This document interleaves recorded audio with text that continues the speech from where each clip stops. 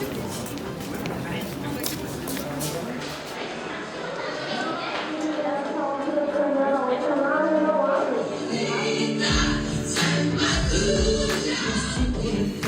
pense que Monsieur le Président est en train de... Efa ela ndresy lahatra miasem ity satria zanako lahy matoa tamin'ny niandra tamin'ny teknika ava tamin'ny taona fa 75 tany dia afa nanao cours tamin'ny ASEM tamin'izany fotoana zany dia afa henoko hatramin'ny marina fity ASEM ity ka raha vao tamin'ity nainoko fa ny le ASEM taria manakam-bahiny nefa henoko afa ela zany no rano resaka université privé no fa naresy lahatra azy ity le ASEM fa ela na henoko ny ASEM dia anao zany satria anao samy lany vola ihany dia nametraka mihitsy hoe afa ihany zay hoe fatranay zay dia zay tena anisany naresy lahatra ako na ny fandraisana fotsiny ary teto tena manentana ny olona sy mbola asa mbola eo am-pitadiavana sy ny tianana satria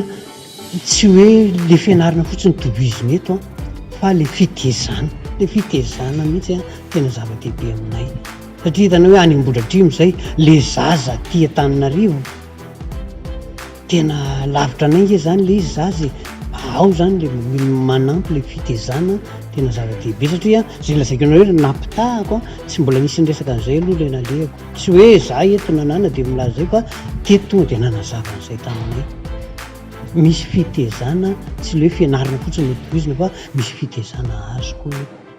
Vous voulez percer dans le monde du business? Vous souhaitez obtenir un diplôme reconnu? Intégrez l'université ASEM Business School Nkatva est l'une de ces 3 mentions au contenu innovant. La mention gestion et business vous ouvre la voie des carrières high level dans le milieu entrepreneurial. Nous vous offrons une formation sur les multiples facettes du droit des affaires. Vous êtes passionné par la technologie? La mention informatique de gestion est faite pour vous. Soyez acteur et actrice de votre propre avenir professionnel. Ok.